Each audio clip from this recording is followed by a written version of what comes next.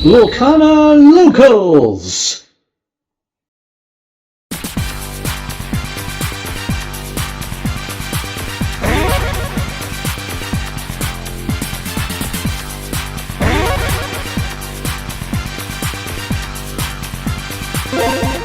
Marvelous!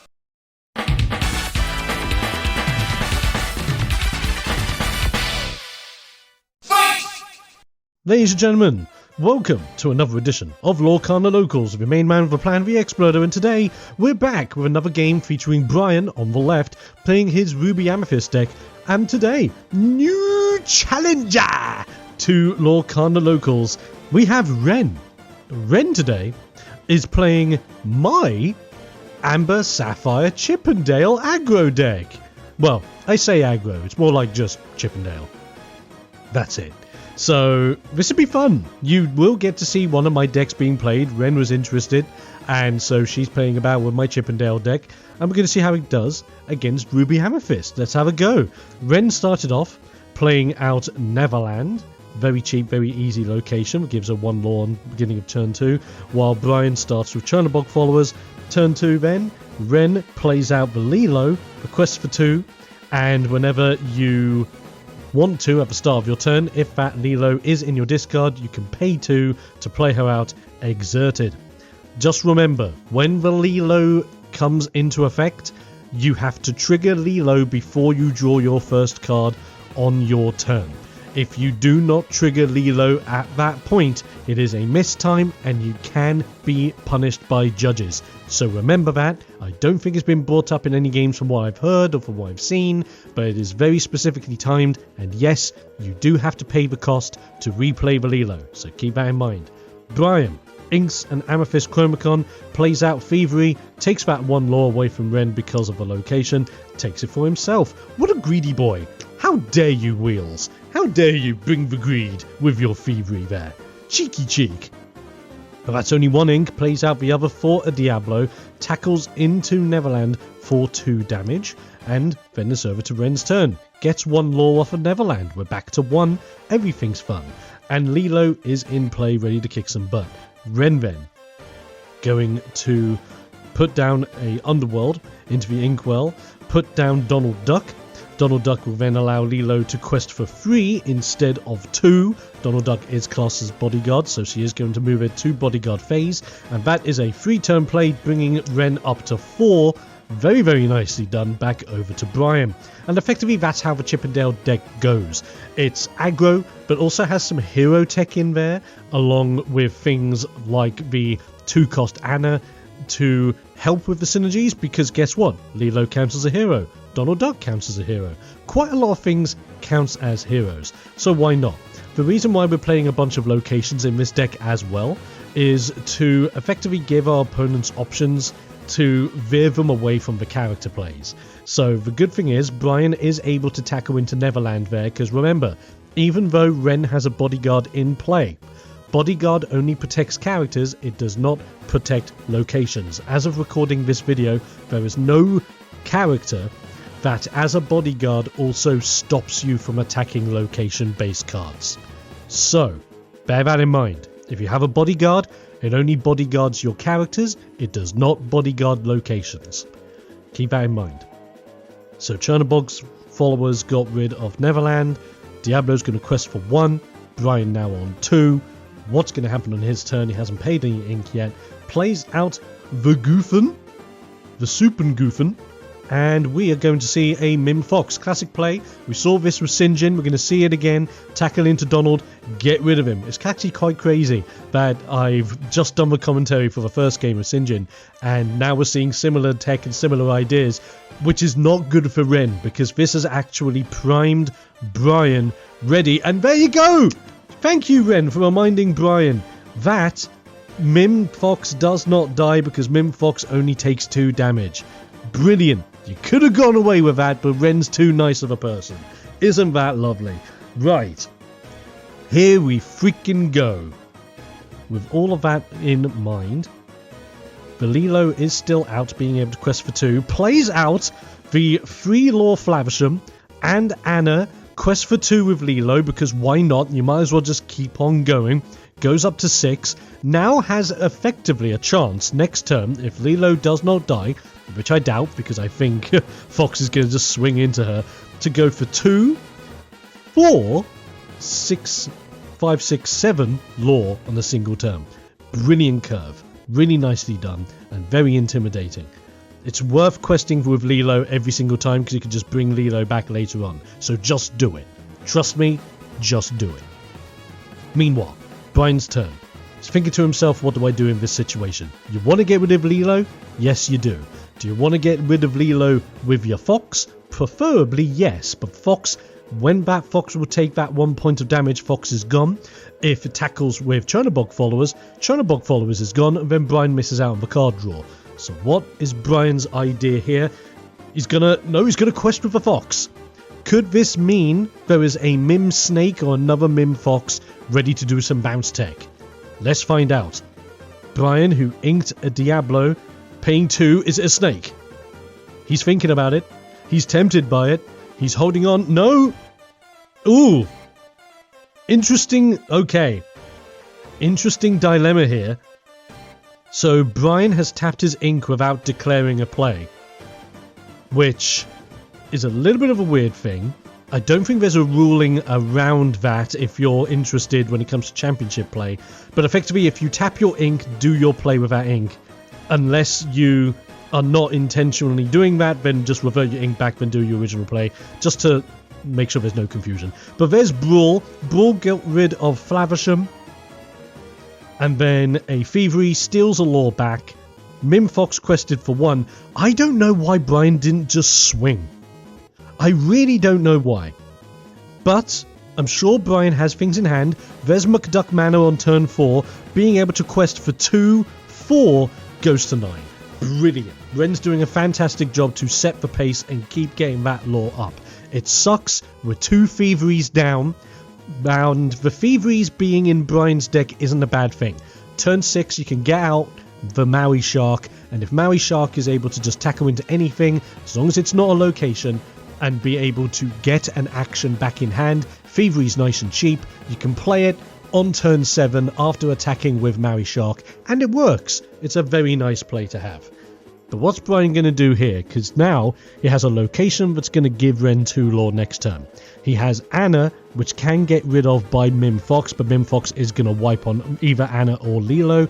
He's going to ink the White Rose and swing 4 into the Duck Manor. Not even bothering with the characters at this point.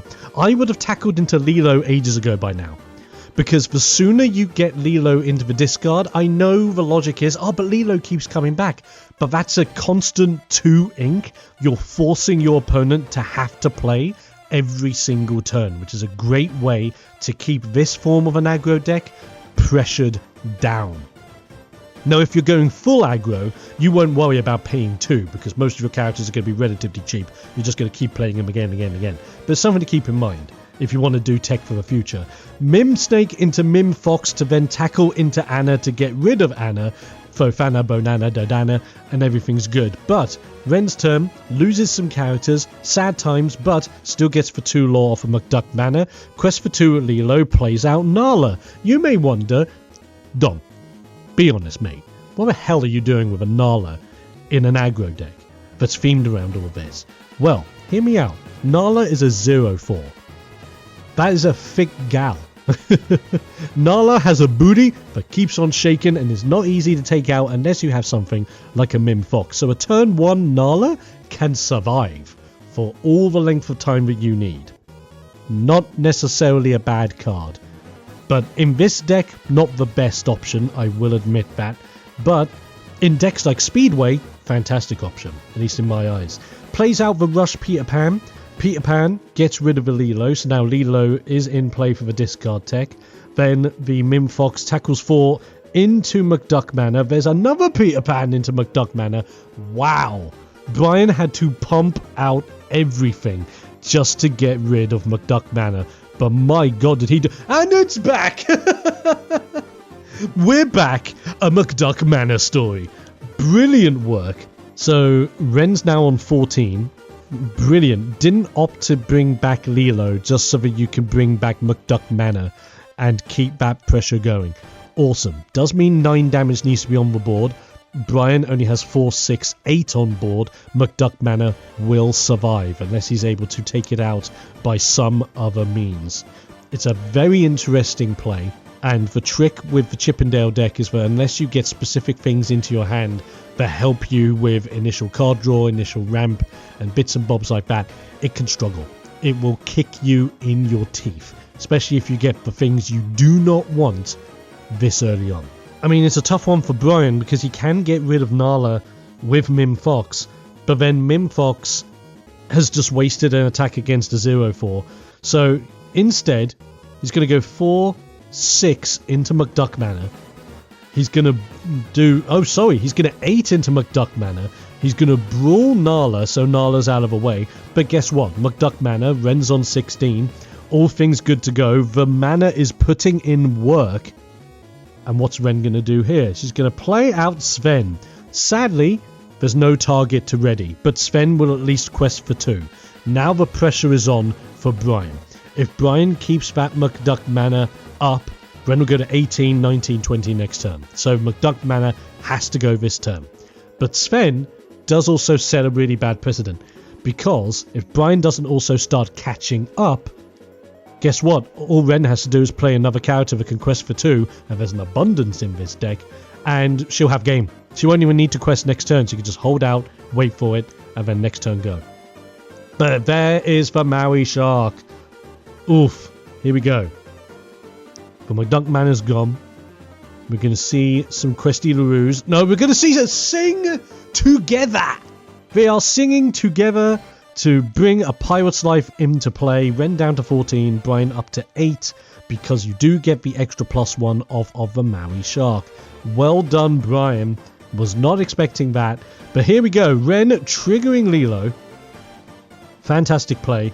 Gets that out, plays out Daisy, quest for 2 with Sven. Very nicely done. Now, in my eyes, I wouldn't have done necessarily quested with Sven. I would have potentially just kept everyone ready, but yet again, Brian does have brawls. The problem is, bringing out Lilo now when Brian has Maui Shark out means Maui Shark can take 1 damage from the Lilo, get back Thievery, get back Pirate's Life, get back whatever he needs, play out Brawl, play out the Thievery or Pirate's Life just to gain lore. This is how Brian's going to make a comeback. So, I understand Ren's logic. Bad move. It would have been better just raw playing out Daisy Duck and then keeping Sven. Just keep Sven ready, raw play Daisy Duck. You've then got 4 lore out on board to effectively go to 18. And then the turn afterwards consider playing out the Lilo. But see what I mean here? Now Pirate's Life is going to trigger. Lower 2 again, so Ren's back down to 14. Goes to 11 because of the effect of Pirate's Life and Maui Shark. And then another 2 for another sing-song of another Pirate's Life. Brian the Savage. The absolute sing-song destruction that Brian is doing here. This is a very interesting take on Ruby Amethyst. This is very much more of a Ruby Amethyst tempo list. Because you're not necessarily playing aggro, you do rely on that turn 6 Maui Shark play to really turn the tides in your favour, which is hard. I think relying on Maui Shark turn 6 is a very hard ask, but not impossible. Absolutely not impossible. Ren playing out the Lilo again, and I get it again, but you're feeding Maui Shark.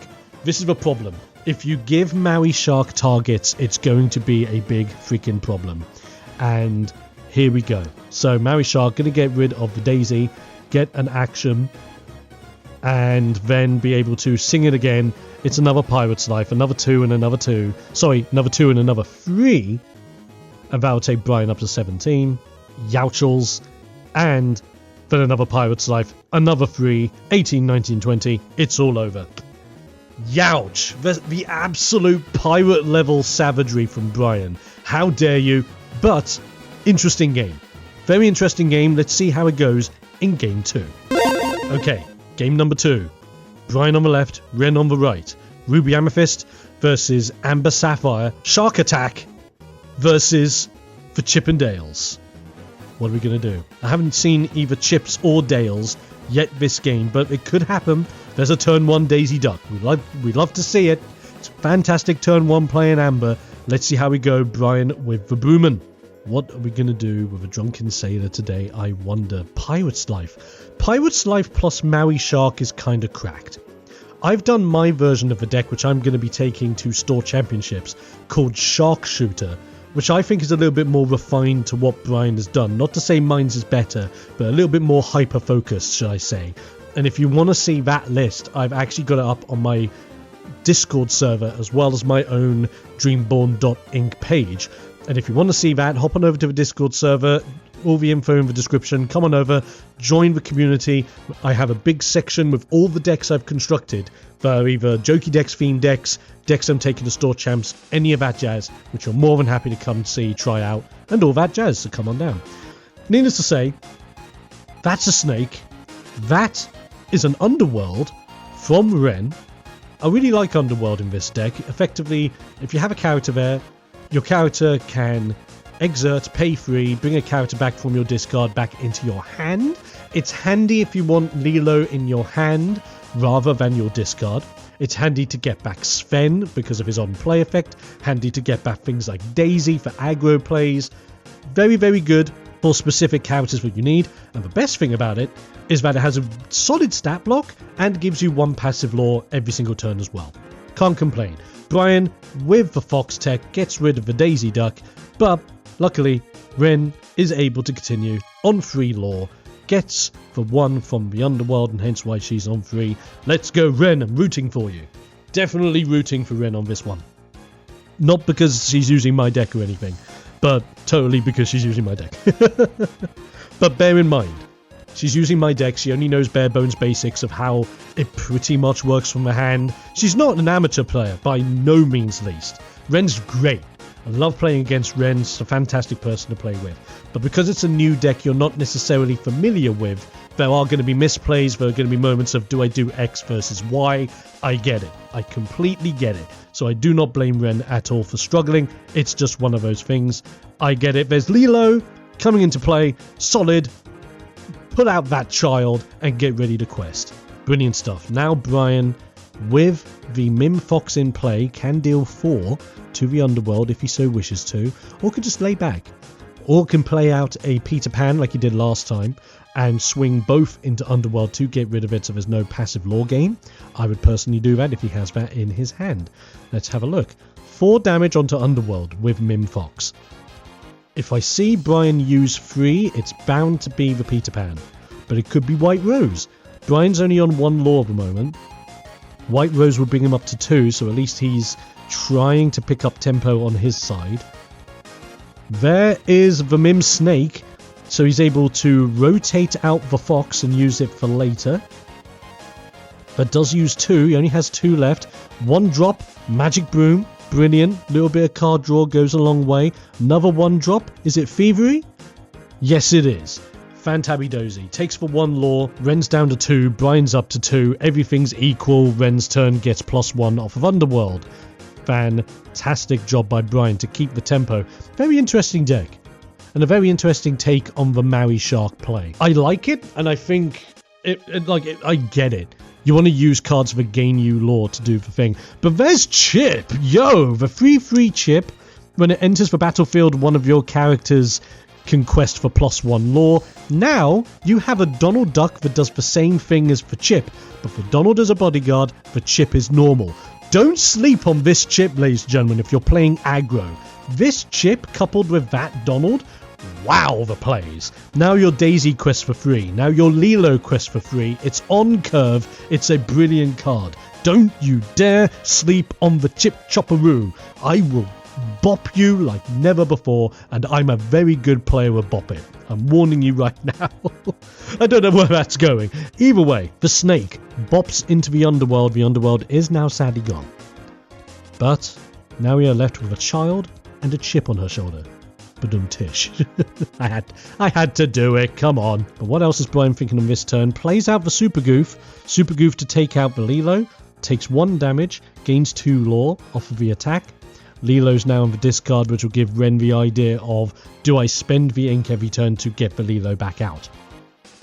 The other thing I like about the Chip, though, is that yes, Chip doesn't have bodyguard, but he has the better stat block over Donald. Donald being a 2-3 bodyguard is fine. Whoa! Chip and Dale play. Wow. Did not see that coming. Brand new big Chip and Dale now on board. The big 6/6 for free lore. And the ability of the Chip and Dale I really enjoy. Whenever a card is put into your inkwell, you are able to return a character card from your discard back into your hand. I love the effect. It works really nicely. I love Chip and Dale in general, and this just makes the deck super interesting. I love Chip and Dale deck in general anyway. I think it's really solid as just like a really quirky deck. Meta relevancy, not so much. But in an aggro, I think it's perfectly satisfactory for aggro. Because I want to say it's on curve. Especially when it's like turn 4 after you play the turn 3 Chip. 4, shift into Chip and Dale, quest for free. That's mental! And you've got a 6/6 for quest for free? Are you mad? Of course I want to play that. And then if your opponent doesn't get rid of it straight away, you just keep getting like your Daisy Ducks, your Lilos, and your high questing cards back to your hand? What is this madness? I'll tell you what it is. It's a cool deck. Try it out for yourself. Highly recommend. Brian plays out the Mim Fox, bounces back with Magic Broom, and is not able to swing into much, but will go up to 8 lore. Ren's going to pay the 2 to bring back Lilo. Ink with McDuck Manor, trigger Chip and Dale, bring Daisy back into hand, will then pay the excess ink to bring out the Daisy and the Donald! Oh! Donald triggers, targeting Chip and Dale quest for 4? What is going on? Oh my lord! Big Questy LaRue! Oh, I love it when a deck comes together. Huge play. Wow! So now, in an instant, Ren has Lilo back on board, was able to quest with Chip and Dale for 4 lore, gets Daisy back on board, and has a bodyguard to protect him. Yes, that bodyguard can be taken out by the Snake, the Fox, and not be taken out by the Super Goose. But Brian has to commit resources, and that is what he is being baited into doing. So there we go. First things first, the Fox goes into the Duck. Gets rid of the Duck, takes 2 damage. This now leaves Brian with what to do about a child and a pair of chipmunks. Interesting. Very interesting move. I would have probably used Madam Mim's Snake into Donald Duck instead, but I get it. Bounce tech. You don't want to sack all your Mims into the discard, because once they're in there, you're not going to get them back. I perfectly get it. Wheels is looking at the Speedy McGoof, who's going to swing into the child, commit child abuse, and get 2 lore, because of course that's how it happens. Lilo is back into the discard, but now what are you going to do about a big 6/6 boy that isn't going to go anywhere anytime soon, because that Chip and Dale is a threat. Absolute big threat, and you could just quest for free every single time if you so wanted.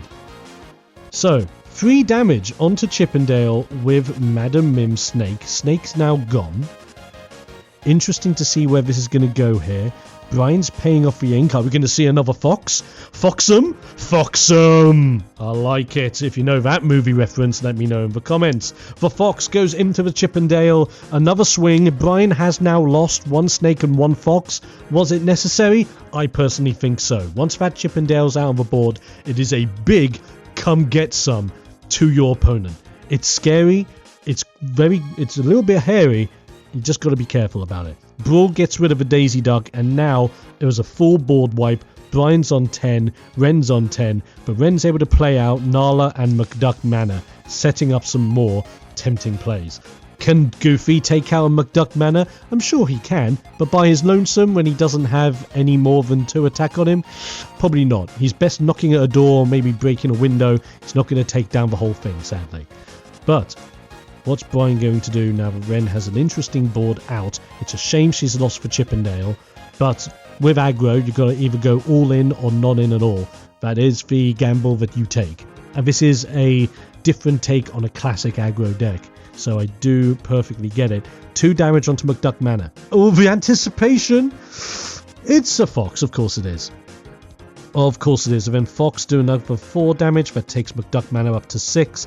Can you take it to 9, Brian? Can you do 3 more damage with 3 ink in play? That's another Mim Fox. You got another Mim Fox. Do the bounce. Play another Mim Fox. Tackle that mana. Do it. Do it, Brian. I believe in you. LeFou! Even better. Pays for 2. LeFou readies for Fox. Fox batters into McDuck mana again. The mana is collapsed. Beautiful work there by Brian. Very well done on controlling the board. 10 lore versus the 11 that now Ren has because of Nala. This is interesting. This is very interesting now. She is going to play out the Lilo. Does have 1 card in hand. And plays out on the second Lilo. Here we go. Here we go. Just big children plays. We literally have a board of kids versus a fox and a madman with a torch. Or a mad Frenchman with a torch, if you want to be specific. Kinda nuts. The only bad part is LeFou can take down one of the Lilos with no problems. The Mim Fox can take out Nala with no issue whatsoever. It's not looking good for Ren. I'll be completely honest with you. It's not looking fantastic. Fox will take out Nala. That's 1 child. And LeFou will take out Lilo. That is a 2nd child. Sad face. But yet again, board control, Ruby Amethyst, I get it. But what's Brian going to do next? It's the Supin Goofen. Oh no. Retract the Supin Goofen. It's Vobrovsky. Much better move. Clear the board. All things grand. Now you've got everything that you need and you can just quest the game like for as many turns as it takes now. Absolutely fine. Plays out Super Goof so you have an extra character on board. Brilliant stuff. Ren's immediately playing out double Lilo. Because screw it, we're going ham. And plays out the 1-drop Neverland. Here we go. Now here's the comeback potential that the deck has. Being able to use and all the ink that you've gathered up to this point to just keep repeatedly playing out your Lilos, pressuring with 1-drop locations, making your opponent go, oh, come on, I've got to use more resources just to get rid of your stuff. Exactly. Spend your resources to get rid of my stuff that keep coming back so that you can't win the game. Only problem with this, Brian does have Super Goof. And Super Goof will only take 1 damage from the Lilo, but will gain 2 lore from the attack, which is a bit sad. Mim Fox decides to go for the location and not the 2nd Lilo. Interesting. Very interesting. I know Brian had to make a choice. There's Peter Pan, and that's why he made the choice. Peter Pan rushes in, gets rid of a child. Child-on-child abuse, ladies and gentlemen. We have had every form known to mankind. A fox, a mad Frenchman, and now another child from a land called Neverland. I think this is absolutely mental. Brian should go into an insane asylum. This is just crazy. But anyway... I don't know where this commentary is going. You know me by now. My commentary is off the wall and kind of bonkers. That's what I bring to the table. Nothing but bonk. Not that kind of bonk though, you dirty, dirty peeps. Anyway, Brian's side of the board, it's a scary place to be.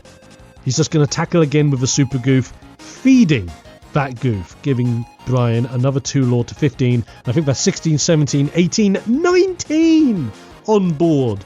Youch. 19 on board. Does Brian have anything in hand that can make it 20 this turn? I wonder. So with everything questing, Brian will go up to 19.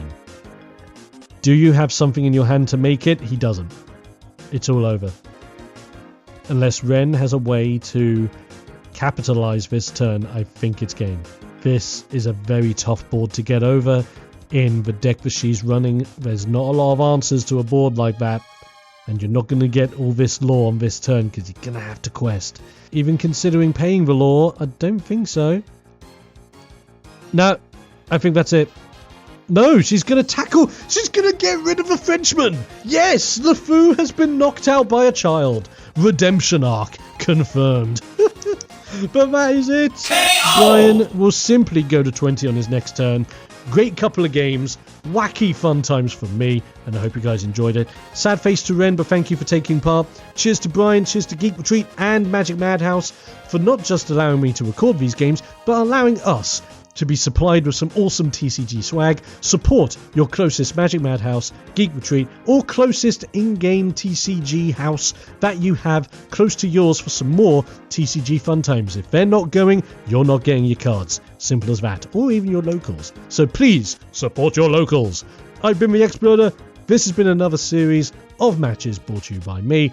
As usual, hope you enjoyed. Be sure to subscribe for some more stuff in the future and let me know in the comments what you enjoyed from these series of games, and I'll be seeing you on the next one. Until then, stay safe, stay awesome, most importantly, stay explosive, and I'll be seeing you guys next time.